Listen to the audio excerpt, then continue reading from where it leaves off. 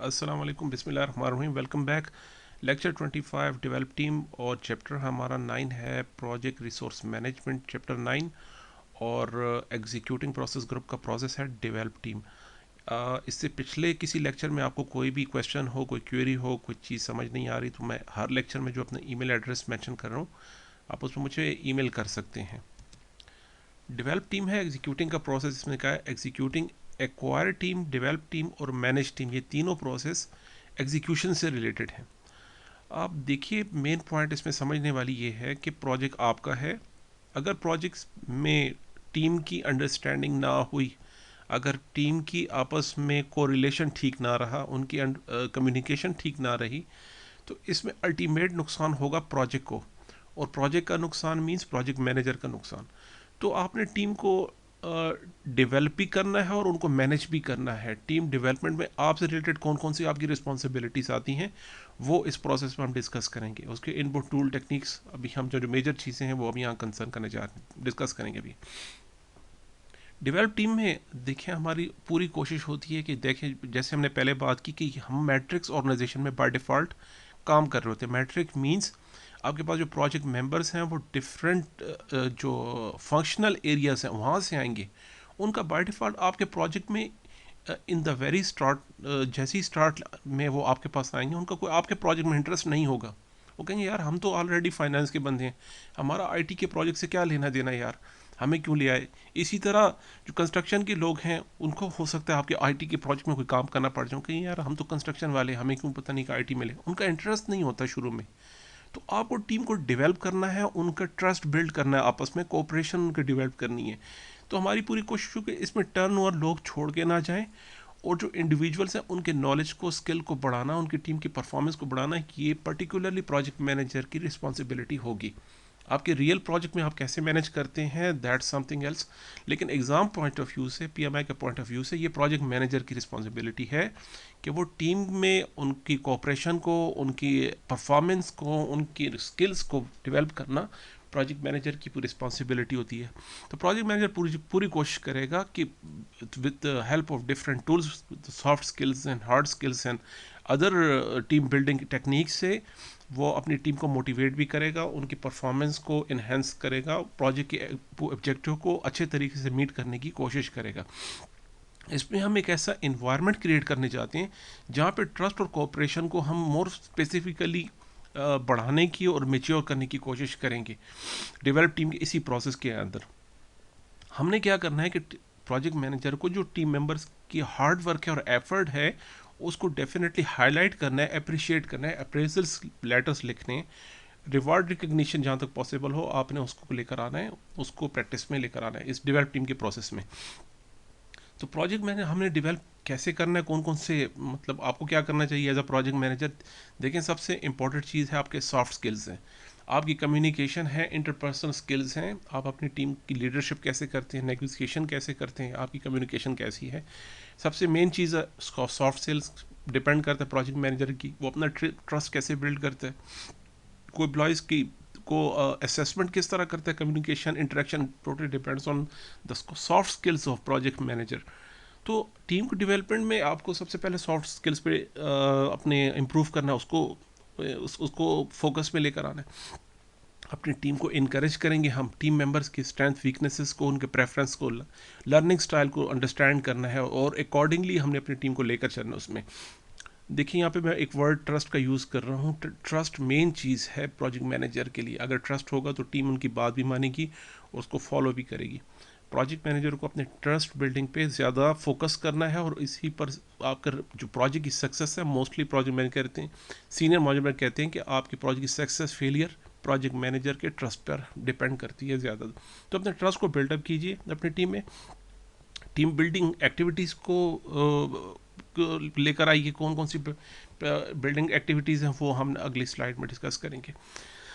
जहाँ पर ट्रेनिंग की ज़रूरत है टीम को अपनी ट्रेनिंग दीजिए। जैसे मैंने बात की कि आपकी मैट्रिक्स ऑर्गेनाइजेशन प्रोजेक्ट है, मैट्रिक्स ऑर्गेनाइजेशन से जो आपके मेंबर्स हैं वहाँ से बिलोंग करते हैं, तो उनको स्किल्स को वो डेफिनेटली प्रोजेक्ट के डिफरेंट एस्पेक्ट को मे भी अच्छे तरीके से ना समझ सकें। सो इन दैट केस आपको उनको ट्रेनिंग देनी है, उनको इम्प्रूव करना है और टीम मेंबर्स को बिल्डअप करना है। आपने कन्फ्लिक्ट्स को कैसे मैनेज करना है, इसके लिए इसको हम फर्दर डिस्कस करेंगे डिटेल से। लेकिन कन्फ्लिक्ट्स डेफिनेटली प्रोजेक्ट्स में होते हैं, और आप उसको कैसे रिजॉल्व करते हैं, टीम को कैसे ट्रेन करते हैं, कन्फ्लिक्ट के साथ कैसे डील करना है, ये भी प्रोजेक्ट मैनेजर की जिम्मेदारी है। तो ये भी पार्ट है डेवलप टीम का, कन्फ्लिक्ट का को सिर्फ अंडरस्टैंड और मैनेज करना, असेसमेंट करना, ये इसमें डेवलप में है। फिर मैनेज टीम में हम इसको डिटेल से डिस्कस करेंगे कि आपने कन्फ्लिक्ट को किस तरह मैनेज करना है। Reward recognition is a part of develop team. और कोलिकेशन इज़ वेरी इंपॉर्टेंट। कोलिकेशन का मीन्स है, इसमें एक दूसरा वर्ड मैं आपको यहाँ पर बताना चाहूँगा एग्जाम पॉइंट ऑफ व्यू से। लोकेशन के साथ एक कोड वर्ड आता है टाइड मैट्रिक्स। ये टाइड मैट्रिक्स का mostly students project management framework की तरफ चले जाते हैं, जहाँ पे हमने बात की थी कि वीक मैट्रिक्स हैं, स्ट्रॉन्ग मैट्रिक्स हैं, प्रोजेक्टाइज है, ऑर्गेनाइजेशन स्ट्रक्चर। तो टाइड मैट्रिक्स का मीन्स होता है कोलोकेशन, कि अपनी टीम को एक जगह पर लेकर आइए। ये हाईली रिकमेंडेड होता है।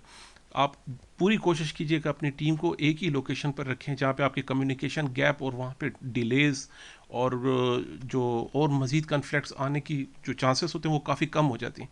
तो टाइट मैट्रिक्स और colocation, these two words are same. आपने टीम को एक जगह पे लेकर आना है। अपनी कम्युनिकेशन को फैसिलिटेट करें। कम्युनिकेशन को कैसे फैसिलिटेट करेंगे, कम्युनिकेशन मैनेजमेंट नॉलेज एरिया में हम इसमें डिटेल से डिस्कस करेंगे। टीम की परफॉर्मेंस को इम्प्रूव कीजिए, उनको एवेल्यूएट कीजिए, वर्क को एवेल्यूएट कीजिए। परफॉर्मेंस, आप टीम मेंबर्स की परफॉर्मेंस को हमने देखना है, उस पर हम बात करेंगे, मज़ीद आगे बात करेंगे। मोटिवेट कीजिए अपनी टीम को। डिफरेंट थ्योरीज है मोटिवेशन की, उसको भी हम देखेंगे, ये भी पार्ट है डेवलप टीम का। अपनी टीम की नॉलेज को इम्प्रूव करना है, पॉजिटिव कल्चर को डेवलप करना है। डिफरेंट कल्चर से आपने किस तरह फ़ायदा उठाना है। हर कल्चर के एक पॉजिटिव पॉइंट्स होते हैं, कुछ नेगेटिव पॉइंट्स होते हैं। तो पॉजिटिव पॉइंट्स को हम यूटिलाइज़ करके अपने जो टीम है उसको किस तरह हम डेवलप करेंगे, किस तरह उनको हम मोर जो है स्ट्रॉन्ग टीम बनाने की कोशिश करेंगे। डिफरेंट कल्चर्स हैं, कुछ लोग अपने अपने रीजन से ताल्लुक़ रखते हैं, तो हर रीजन में, हर कल्चर में एक अपना एक प्लस पॉइंट्स होते हैं। तो उन प्लस पॉइंट्स को लेके अपनी टीम को डेवलप करना। अभी ये जो लास्ट पॉइंट है ये काफ़ी इंटरेस्टिंग है। देखें, मोस्टली पीपल प्रेफर करते हैं कि वो प्रोजेक्ट में पार्टिसिपेशन करें, उनके डिसीजंस में, उनके जितने भी जो मैनेजरियल प्रैक्टिसेस हैं उसमें अगर आपके टीम मेंबर इन्वॉल्व होते हैं तो वो ज़्यादा मोटिवेट भी होते हैं और उनका अपना इंटरेस्ट भी प्रोजेक्ट में रहता है। रादर देन आप उनको सिंपली कहें कि ये काम बस आपने करने, आप ये काम करो और आपका प्रोजेक्ट से कोई लेना देना नहीं। इस तरह डिक्टेटरशिप की तरफ ये बात ज़्यादा चाहती है कि जब आप अपने टीम मेंबर्स को कहते हैं कि यार आप ये काम करो, बाकी आप छोड़ दो। इसके बजाय अगर हम उनको ज़्यादातर पार्टिसिपेटिव मैनेजमेंट की तरफ आएँ, उनको डिफरेंट जो प्रोजेक्ट मैनेजमेंट की एक्टिविटीज़ है उनमें इन्वॉल्व करें, तो वो ज़्यादा बेहतर और वो ज़्यादा मौसर रहता है टीम बिल्डिंग में। EPMI की बेस्ट प्रैक्टिसेस में शामिल है कि अपनी जो प्रोजेक्ट टीम है उनको शुरू से लेकर आखिर तक प्रोजेक्ट मैनेजमेंट की एक्टिविटीज़ में इन्वॉल्व कीजिए। अभी डिमोटिवेशन की कुछ थ्योरीज हम यहाँ डिस्कस करेंगे, हैं तो काफ़ी थ्योरीज काफ़ी हैं, लेकिन जो मेजर थ्योरीज हैं उस पर हम इसमें बात करेंगे जो एग्ज़ाम में मोस्टली पूछी जाती हैं। MC ग्रेगर्स की थ्योरी X एंड Y कहते हैं, इसी को हम कहते हैं work motivation and management X and Y theory भी कहते हैं इसको। ये दो नाम है इसके। मैनेजमेंट X और Y क्या कहती हैं? X थ्योरी के जो मैनेजर होते हैं इनका माइंडसेट ये होता है कि लोग ज़्यादातर काम चोर होते हैं। लोगों को जब कोई काम असाइन किया जाए तो उन्हें सिर्फ अपनी सैलरी से कंसर्न होता है, उनको अपने जॉब से कोई कंसर्न नहीं होता। So they have to observe all the time, they have to instruct all the time, they have to monitor all the time. Is this kind of management theory जो managerial जो managers इस किस्म की theory जो को follow करते हैं, वो कहते हैं यार अपने वर्कर्स को हर टाइम चेक एंड बैलेंस पे रखें, हर टाइम उनके इन एंड आउट को टाइम को देखते रहें, उनको मॉनिटर करने की ज़रूरत है। कोई भी बंदा अपनी मर्ज़ी से काम नहीं करता जब तक उसको ऊपर स्टिक ना हो। ये कहते हैं स्टिक एंड कैरेट कल्चर पर बिलीव करते हैं, यार उन काम लेने के लिए हर टाइम आपको ना उनके ऊपर मुसल्लत रहना चाहिए। एक थ्योरी ये है। दूसरी वाई थ्योरी ये कहती है कि यार लोग जो हैं वो डेफिनेटली अपनी रिस्पेक्ट के लिए काम करते हैं, पैसों के लिए काम नहीं करते। अपनी प्रोफेशनल रिस्पेक्ट को मेंटेन करने के लिए, उसको रखने के लिए वो हमेशा अपने काम पे कंसर्न करते हैं। उनको मॉनिटर करने की, उनको ऑब्जर्व करने की, उनको चेक चेक एंड बैलेंस टिक पे हमेशा रखने की कोई ज़रूरत नहीं होती। उनको आपको अच्छा इन्वायरमेंट देना है, आपने अच्छे इन्वायरमेंट की तरफ फोकस। एमसी ग्रेगर की होपफुली आपको ये थ्योरी की समझ आ गई होगी कि थ्योरी एक्स और वाई क्या कहती है। थ्योरी एक्स वाले मैनेजर नेगेटिवली लोगों को परसीव करते हैं, उन्हें हमेशा चेक एंड बैलेंस की स्टिक पे रखते हैं, हमेशा ये कहते हैं कि उन्हें सिर्फ अपनी सैलरी से, अपनी जो इंसेंटिव्स हैं उनसे गर्ज रहती है, अपने काम से कोई गर्ज नहीं रहती। थ्योरी वाई वाले कहते हैं पीपल जो प्रोफेशनल्स होते हैं वो अपने काम के लिए हमेशा सिंसियर रहते हैं, रिस्पॉन्सिबल होते हैं, ऑलरेडी मोटिवेटेड होते हैं, उनको चेक एंड बैलेंस पे रखने की ज़रूरत नहीं, उनको अच्छी इन्वायरमेंट देनी है, उनको फैसिलिटेट करना है वर्क इन्वायरमेंट में। ये इनकी थ्योरी थी। नेक्स्ट में हम देखते हैं मास्लोस हायरार्की, काफ़ी इंटरेस्टिंग और काफ़ी पॉपुलर थ्योरी थी ये, जो 1943 में इस थ्योरी को प्रेजेंट किया गया था और काफ़ी पॉपुलर रही ये थ्योरी थी। इसमें हम एक पिरामिड देखते हैं, देखें जो सबसे बॉटम लाइन है जिसकी अगर आप विड्थ को चेक करें तो वो देखें सबसे ज़्यादा है, उसके बाद उससे कम हुई, फिर उससे बात कम हुई। ये भी एक मैसेज हमें कन्वे करता है जो हम डिस्कस करने जा रहे हैं। जो बॉटम पे हमारे पास वाइडर लेयर है, सबसे वाइडर बॉटम लेयर पर, वो कहते हैं मोस्टली जो लोग हैं, ज़्यादातर जो मेजॉरिटी ऑफ पीपल हैं पूरी दुनिया में, वो सबसे पहले अपनी फिजियोलॉजिकल नीड्स को फिलफिल करने की कोशिश करते हैं। उर्दू में जैसे उसे कहते हैं तबी नीड, जैसे रोटी, कपड़ा, मकान, उनकी सर्दी गर्मी की ज़रूरियात, ये चीज़ें उनकी फिजियोलॉजी, अपनी फ़िज़िकल ज़रूरत को पूरा करने के लिए सारे लोग सबसे पहले अपनी फ़िज़िकल नीड्स को पूरा करने की कोशिश करते हैं। उसके फ़ौरन बाद सेफ्टी एंड सिक्योरिटी के ऊपर आ जाते हैं। अपनी सेफ्टी सिक्योरिटी में जॉब की सेफ्टी हो सकती है, अपनी फ़िज़िकल सिक्योरिटी हो सकती है, अपनी सोशल सिक्योरिटी हो सकती है। ये सारी सिक्योरिटी नेक्स्ट पे आती है। जब आपने जो पहली रिक्वायरमेंट कंप्लीट की, फिर आप नेक्स्ट रिक्वायरमेंट पे जंप अप करते हैं। देखिए अब उससे ऊपर की लेयर उससे थोड़ी सी कम हो जाती है। उससे ऊपर फिर हम आ जाते हैं सोशल पर, अपनी सोसाइटी जो है, साइकोलॉजिकल नीड्स जो है हमारी, हम अपने फ्रेंड्स रखना चाहते हैं, हम अपने अच्छा रिलेशन रखना चाहते हैं, अच्छी कम्युनिटी में का पार्ट बनना चाहते हैं हम। लेकिन देखें मोस्टली जब आपकी बेसिक नीड ना पूरी हो, जब आपकी बेसिक नीड पूरी ना हो तो आपको मोस्टली देखें जो भिखारी होते हैं, भीख मांगने वाले होते हैं, वो उनको कोई कंसर्न नहीं रहता सोसाइटी से। यार हमारी बेसिक नीड नहीं पूरी हो रही, हमारे बच्चों की खुराक पूरी नहीं हो रही, हमें क्या लेना देना सोसाइटी से। किसी भी हाल में खड़े हो जाएं, किसी भी चौक में किसी से भी मांगना शुरू कर दें, वो इस लेयर को इग्नोर करके अपने बेसिक नीड की तरफ फोकस में रहते हैं। आपने सोसाइटी में देखा होगा। तो जब हमारी ये दो लेयर्स मेच्योर हो जाती हैं तो फिर हम आते हैं अपनी सोसाइटी की तरफ, अपनी जो इमोशनल नीड्स हैं, जो हमारी साइकोलॉजिकल नीड्स हैं, उसको फिल करते हैं। फिर हम अटैचमेंट में स्टीम पर आ जाते हैं, सेल्फ रिस्पेक्ट पे आ जाते हैं। फिर हम अब किसी भी कंप्लेक्स को अपने एक डिजिग्नेशन बताते हैं, कहते हैं यार मेरा भी एक नाम है। तो उसके बाद आपके नाम पर आपकी एक सोसाइटी बनती है, सेल्फ स्टीम। आप जब ये सारे लेयर्स कंप्लीट करते हैं तो आप एक प्रोफेशनल और एक अच्छे इमेज मेच्योर की तरफ आ जाते हैं। फिर देखें इस पिरामिड के जब टॉप के ऊपर आ जाते हैं, टिप के ऊपर आ जाते हैं, तो यहाँ पर कहा जाता है कि सिर्फ 2 to 5% लोग सेल्फ एक्चुअलाइजेशन पर कंसर्न करते हैं, सिर्फ 2 से 5% तक। सेल्फ एक्चुअलाइजेशन क्या होती है? उर्दू में उसे कहते हैं खुद ही कह सकते हैं, आप उसको कह सकते हैं, अना का वर्ड ठीक तो नहीं है लेकिन आप कह सकते हैं अना कह सकते हैं। इंसान कह के यार मैं एक मकसद के लिए पैदा हूँ, मेरा एक मकसद है। जितने भी स्टार्स हैं स्पोर्ट्स में देख लीजिए, किसी भी और आप सोशल एक्टिविटीज़ के जो स्टार्स हैं, आप ड्रामा सीरीज़ में देखें, आप फिल्मों में देखें, स्टार्स होते हैं। हर जो स्टार जिन्हें कहा जाता है वो सेल्फ एक्चुअलाइजेशन की स्टेज तक पहुंच जाती हैं। उन्हें पता होता है कि यार मुझे क्या करना है, मैं किस लिए पैदा हुआ हूँ, मेरा मेन मकसद क्या है। और एक उसी पॉइंट के ऊपर सारी ज़िंदगी फोकस करके अपना एक नाम, अपना जो है एक नाम बनाते हैं। आप जितने मोटिवेशनल स्पीकर्स देख लें, आप जो हमारे पास जितने स्टार्स हैं, आप ईदी का नाम देख लें, वो एक नाम पैदा किया है, इकबाल का नाम देख लें। आप इस तरह के बहुत सारे लोग हैं जो हमारी सोसाइटी में उनका एक नाम रह जाते हैं, आज वो हैं, आज नहीं होंगे। इशफाक अहमद का नाम देख लीजिए।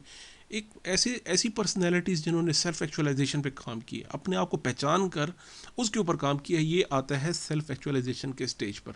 तो ये मास्लोस हायरार्की थी जिसमें हम वन बाय वन एक स्टेज को देखते हैं। एग्ज़ाम में इसके भी क्वेश्चन अक्सर आते हैं, वो आपको एक लेवल बताएंगे कि अगर इस लेवल की नीड्स के पीछे एक मेंबर इससे मोटिवेट हो रहा है तो वो कौन से लेवल पर है।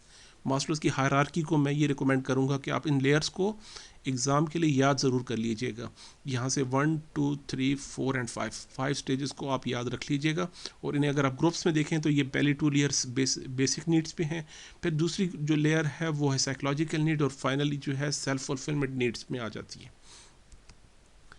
दूसरी चीज़ में MC क्लेलैंड्स की थ्योरी है, थ्योरी ऑफ नीड्स हैं। कहते हैं हम लोगों को 3 हिस्सों में डिवाइड कर लेते हैं। कुछ लोग मोटिवेट कैसे होते हैं, देखिए ज़्यादातर लोगों की इमोशनल नीड रहती है, अक्सर लोगों की, आपके टीम मेंबर की इमोशनल नीड्स होती हैं। कुछ लोग अचीवमेंट्स को पसंद करते हैं, चैलेंजिंग टास्क को पसंद करते हैं, किसी भी ऐसा काम जिससे कंप्लीट करने को उनको एक खुशी और मोटिवेशन होती है, वो इसमें रिलाई करते हैं अचीवमेंट में। ऐसे टीम मेंबर जो चैलेंजेस को एक्सेप्ट करते हैं वो आते हैं अचीवमेंट्स में। कुछ टीम मेंबर्स होते हैं एफिलिएशन में, employee of the month, employee of the year, reward को, रिकग्निशंस को, उनका नाम लिया जाए टीम में, वो उसे पसंद करते हैं। कुछ लोग पावर को पसंद करते हैं, मुझे ऐसी अथॉरिटी दी जाए कि जिससे मैं लोगों को कंट्रोल कर सकूं, मैं अच्छी पोजीशन पे बैठ सकूं टीम के अंदर, मैं लीड कर सकूं, मुझे डिक्टेटरशिप के राइट होने चाहिए। कुछ लोग इससे मुतासर होते हैं। तो आपने अपनी टीम को देखकर उनको अकॉर्डिंगली डिवाइड करना है कि यार मेरा कौन सा टीम मेंबर किस तरीके किधर से मोटिवेट हो रहा है, किस फैक्टर से मोटिवेट हो रहा है। टीम मेंबर मोटिवेट होंगे तो आपकी टीम डेवलप होगी, आपकी टीम डेवलप होगी, आपके प्रोजेक्ट पे पॉजिटिव इम्पैक्ट पड़ेगा। टीम में डिसएग्रीमेंट रहेगी, टीम मैनेज नहीं है, टीम मोटिवेट नहीं है, अल्टीमेटली इम्पैक्ट पड़ेगा आपके प्रोजेक्ट पे। आपका प्रोजेक्ट मीन्स आपकी सक्सेस, आपकी फेलियर। तो आपको अपनी पूरी टीम को इसी तरह लेके चलना है, उनकी मोटिवेशन और उनकी नीड्स को सेटिस्फाई करते हुए। हर्बर्ट्स की 2 फैक्टर थ्योरी क्या कहती है, हमारे पास देखें 2 ही फैक्टर, वो कहता है इनके मुताबिक ये कहते हैं हमारे पास 2 फैक्टर, एक है हाइजीन फैक्टर्स और एक है मोटिवेटिंग एजेंट्स हैं। हाइजीन फैक्टर्स ये कहता है कि अगर आप इन फैक्टर्स को बढ़ा देंगे तो मोटिवेशन पे कोई ख़ास फ़र्क नहीं पड़ने वाला। अब ये बात समझने वाली है। हाइजीन फैक्टर्स क्या कहता है कि अगर आप इन फैक्टर्स को बढ़ा देते हैं अपने वर्क एनवायरनमेंट में तो इससे मोटिवेशन पे कोई ख़ास फ़र्क नहीं पड़ेगा। लेकिन अगर इनमें से कोई चीज़ भी आपने कम की, इनको डिक्रीज़ की, तो मोटिवेशन डेफिनेटली डिस्ट्रॉय होगी। तो वो कौन कौन से फैक्टर हैं, देखिए वर्क कंडीशन है, आपकी सैलरी है, एम्प्लॉयज़ की पर्सनल लाइफ स्टाइल है, जिस तरह वो काम करना चाहते हैं, रिलेशनशिप एट वर्क है, सिक्योरिटी एंड स्टेटस है। इन चीज़ों को आपने ख्याल रखना है, एम्प्लॉयज़ की रिस्पेक्ट का ख्याल रखना है, उसके साथ वो मेंटेन रहेगा। आपकी जो है टीम जो है वो रिटेन रहेगी आपके प्रोजेक्ट के साथ। होपफुली ज़्यादा मोटिवेट ना हो लेकिन आपके साथ ज़रूर रहेगी। मोटिवेशन एजेंट्स होते हैं responsibility, self actualization, personal growth and recognition. आप मोटिवेट अगर की टीम को करना चाहते हैं तो आप इन फैक्टर्स के थ्रू कर सकते हैं। उसके इन फैक्टर को लाते इनके साथ साथ आपने you should be very careful about these factors, the hygiene factors. अगर इनमें से किसी चीज़ में कमी हुई, देखें अगर आप सैलरीज़ को ज़्यादा करते जा रहे हैं, इसका ये मतलब नहीं कि वो आपका एम्प्लॉयज़ मोटिवेट ज़रूर है। एक तरफ आप उसकी सैलरी तो ज़्यादा कर रहे हैं लेकिन उसकी रिस्पॉन्सिबिलिटी और रिस्पेक्ट को डिक्रीज़ करते जा रहे हैं। अगर आप उसकी रिस्पेक्ट को कंप्रोमाइज़ करेंगे, वो हो सकता है आपसे साथ काम कर रहा हो लेकिन मोटिवेट नहीं होगा, वो आपके साथ नहीं है, वो एक पेज पे नहीं रहेगा, वो आपके सिर्फ साथ ही रहेगा।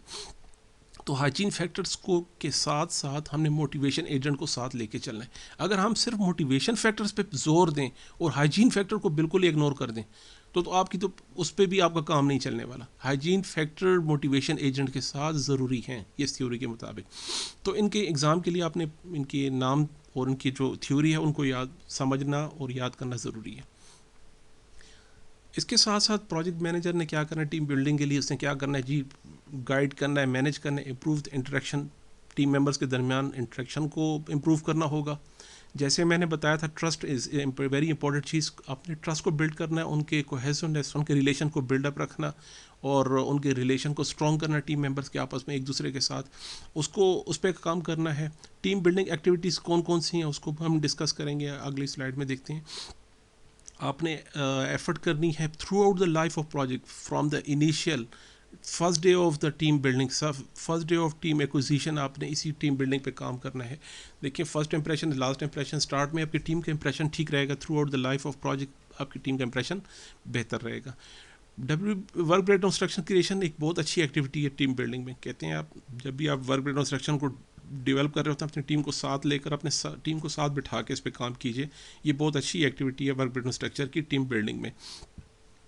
अपने planning ownership of the project, similar project और team in order to plan the efforts.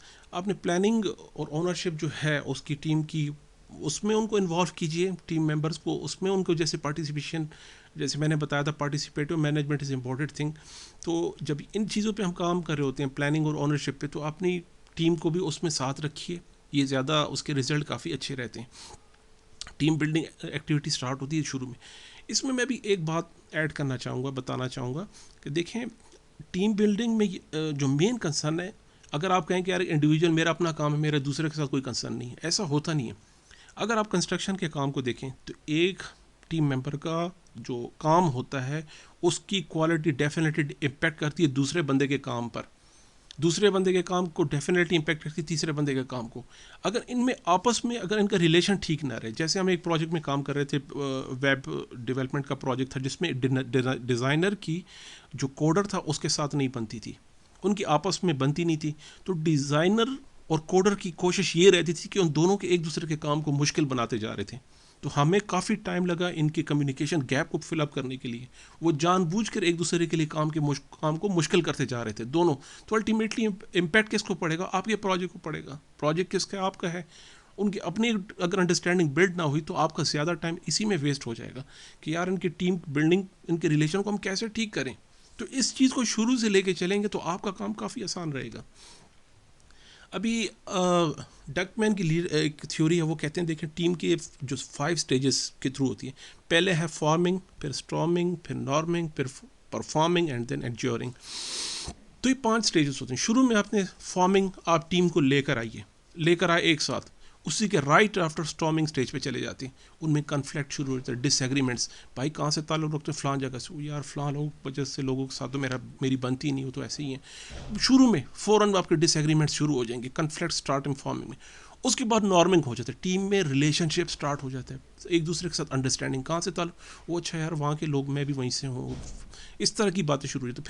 फिर टीम बनना शुरू हो जाती है। जैसे ही टीम मेच्योर बनना शुरू होगी, परफॉर्मिंग वहाँ से स्टार्ट होगी। परफॉर्मेंस, आपके प्रोजेक्ट की परफॉर्मेंस जो है टीम परफॉर्मेंस पर डिपेंड कर रही है, परफॉर्मिंग। फिर जब परफॉर्मिंग करेंगी, फिर उसके बाद जब प्रोजेक्ट कंप्लीट होगा तो एंड अप होते हैं, फिर एडजॉर्निंग शुरू हो जाएगी। वहाँ पे हम जो एंड ऑफ द प्रोजेक्ट में जो टीम है वो डिस्पर्स की जाएगी और टीम जो है वो अपना मकसद पूरा करके डिसॉल्व हो जाएगी। तो इस थ्योरी में कहते हैं यार कि आप स्टेजेस को देखेंगे, आपकी टीम किस स्टेज पर है। अगर आप शुरू के स्टेजेस पे हैं, फॉर्मिंग से स्टॉर्मिंग पे आ रहे हैं, तो डेफिनेटली कन्फ्लिक्ट्स आएंगे। लेकिन अगर आप परफॉर्मिंग स्टेज में भी कन्फ्लिक्ट्स आ रहे हैं, नॉर्मिंग में भी कन्फ्लिक्ट्स आ रहे हैं, शुरू से कन्फ्लिक्ट्स आ रहे हैं, तो मीन्स आपने सही मैनेज नहीं किया अपनी टीम को। अच्छे से मैनेज कीजिए टीम को।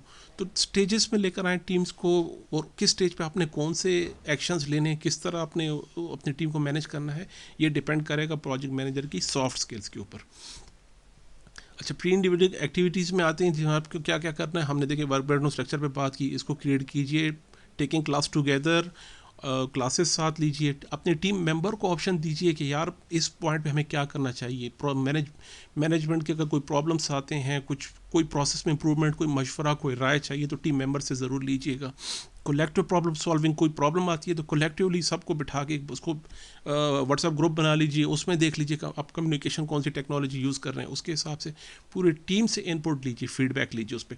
माइलस्टोन पार्टीज़ कीजिए, हॉलीडेज़ को सेलिब्रेट करें, बर्थडे पार्टीज़ को सेलिब्रेट करें, स्किल्स असेसमेंट एंड डेवलपमेंट पे काम करें, उसमें रिवार्ड रिकग्निशन को इसको लेकर आइए।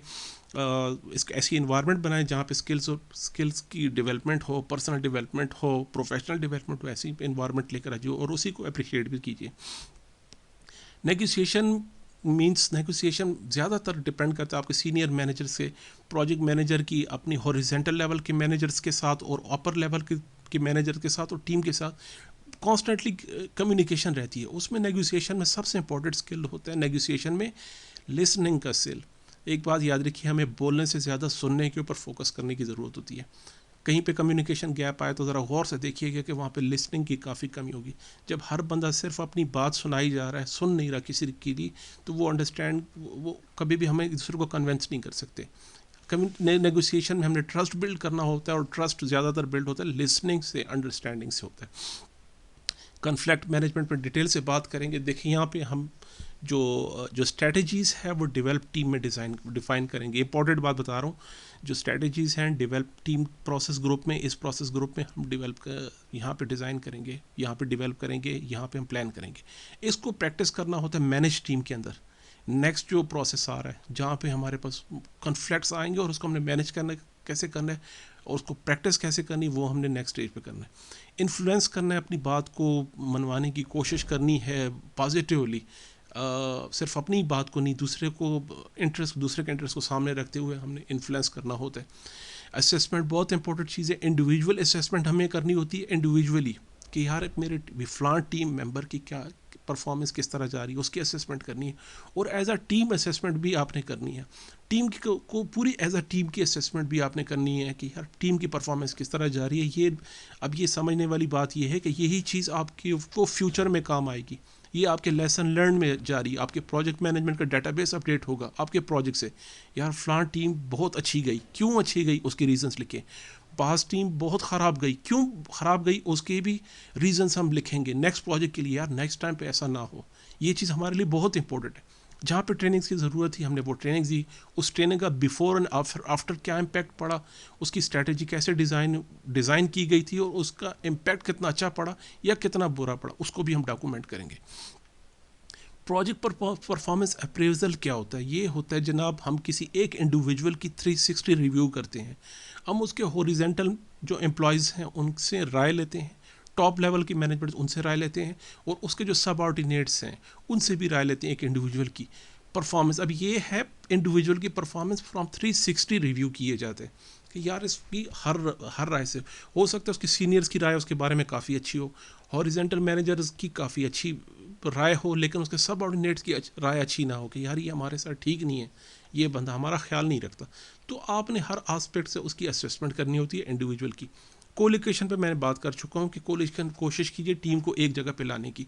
वर्चुअल टीम्स में प्रोजेक्ट मैनेजर्स के लिए इश्यूज बढ़ जाते हैं, ज़्यादा प्रॉब्लम ज़्यादा रहती है, कम्युनिकेशन गैप ज़्यादा रहते हैं, कन्फ्लिक्ट्स काफ़ी आते हैं। तो अवॉइड कीजिए, लेकिन अगर कोई ऑप्शन नहीं तो फिर वर्चुअल टीम की तरफ भी चले जाइए। आप कौन सी टेक्नोलॉजी अपने प्रोजेक्ट में इम्बिड करना चाह रहे हैं, क्या देख रहे हैं, टेली कॉन्फ्रेंसिंग करना चाह रहे हैं आप उसमें आप कोई पोर्टल डेवलप करना चाह रहे हैं, आप माइक्रोसॉफ्ट शेयर पॉइंट का एक कोलैबोरेशन टूल्स होते हैं आप उस पर जाना चाह रहे हैं, आप किस तरह मैनेज कर रहे हैं, या सिंपली व्हाट्सएप ग्रुप बना के आप मैनेज कर रहे हैं, कौन सी टेक्नोलॉजी यूज़ कर रहे हैं, वो भी उसको भी देखिए। ये चीज़ भी बहुत इम्पैक्ट करती है डेवलप टीम पर, आप टीम किस तरह डेवलप कर रही है। हमारी टीम को माइक्रोसॉफ्ट प्लेटफॉर्म जो शेयर पॉइंट है उसका पता ही नहीं वो होता क्या है, उसमें through out the life of project वो उसी में ही हमेशा इंगेज रहते हैं और कंफ्यूज रहते हैं, यार उसको पता नहीं किस तरह अपडेट करते हैं। टेक्नोलॉजी को आसान और सिंपल रखिए। रिवॉर्ड रिकग्निशन के पैटर्न्स और उनके जो टर्म्स हैं, उनकी जो प्रोसीजर क्या होगा उसको आपने प्रैक्टिस भी करना है, और उसको इसको लेकर आना बहुत ज़रूरी है। मोटिवेशन के लिए इंतहाई इंपॉर्टेंट ज़रूरी चीज़ है। इसका जो रिज़ल्ट आता है, देखिए टीम असेसमेंट ही है। डेवलप टीम का जो आउटपुट होता है वो मोस्टली यही होता है कि आपने टीम की असेसमेंट कर ली, इंडिविजुअल भी और एज अ ग्रुप भी, हमने दोनों तरफ से टीम की असेसमेंट करनी होती है। इसका मेन जो आउटपुट निकलता है डेवलप टीम प्रोसेस का, वो यही होता है कि आपकी असेसमेंट हो जाती है और उसमें जो अच्छी चीज़ें होती हैं, जो बुरी चीज़ें होती हैं, उनको हम लेकर आते हैं और उससे डेफिनेटली आपके प्रोजेक्ट मैनेजमेंट जो डॉक्यूमेंट्स हैं वो सारे अपडेट होंगे। प्रोजेक्ट टीम चार्टर्ड अपडेट होगा। आपकी जो ट्रेनिंग्स की ज़रूरत पड़ी थी, ट्रेनिंग्स को लेकर आना, उसके लिए भी आपको प्रोजेक्ट मैनेजमेंट चेंज होगा, और चेंजेस को इंटीग्रेटेड चेंज कंट्रोल प्रोसीजर के थ्रू लेकर आइएगा। ये प्रैक्टिस है, इसको याद रखिएगा। Thank you so much. इंशाल्लाह मिलते हैं नेक्स्ट लेक्चर में। अल्लाह हाफिज़।